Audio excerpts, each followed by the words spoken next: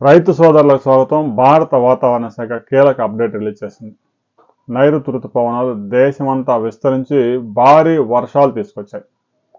తాజాగా భారతదేశం మీద ఒక 2 అల్పపీడన ద్రోణులు కొనసాగుతున్నాయి.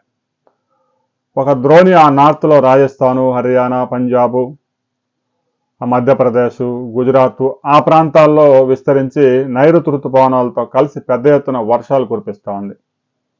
మరొక అల్పపీడన ద్రోణి వాయువ్య బంగాళాఖాతంలో ఏర్పడి ఉత్తరాంధ్ర, ఒరిస్సా, ఛత్తీస్గఢ్ మీదుగా తెలంగాణ వ్యాప్తంగా విస్తరించింది.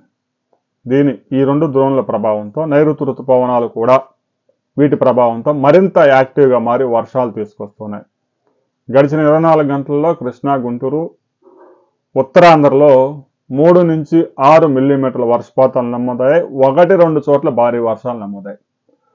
రాబోయే 48 అవర్స్లో శ్రీకాకుళం, విజయనగరం, విశాఖపట్నం జిల్లాల్లో 2 నుంచి 6 సెంటీమీటర్ల వర్షపాతాలు, ఉభయ గోదావరి, కృష్ణా, గుంటూరు జిల్లాల్లో 2 నుంచి 5 సెంటీమీటర్ల వర్షపాతం, రాయలసీమ ప్రాంతాల్లో 2 నుంచి 6 సెంటీమీటర్ల వర్షపాతాలు అక్కడక్కడ నమోదయ్యే అవకాశం ఉంది. మోస్తరు వర్షాలు చాలా ప్రాంతాల్లో పడే అవకాశం ఉంది. ఇక బంగాళాఖాతంలో రాబోయే కొద్ది రోజుల్లో ఒక అల్పపీడనం ఏర్పడడానికి అనువైన వాతావరణం క్రియేట్ అయింది. అది కూడా దాని గురించి కొంత స్పష్టత వస్తే ఇక ఈ నైరుతి ఋతుపవనాలు మరిన్ని వర్షాలను తీసుకొచ్చే అవకాశం ఉంది.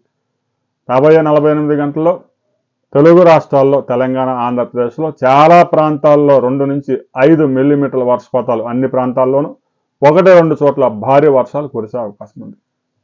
గడిచిన 24 గంటల్లో మీ ప్రాంతంలో ఎంత వర్షపాతం నమోదైంది అనే వివరాలని కామెంట్ చేయండి.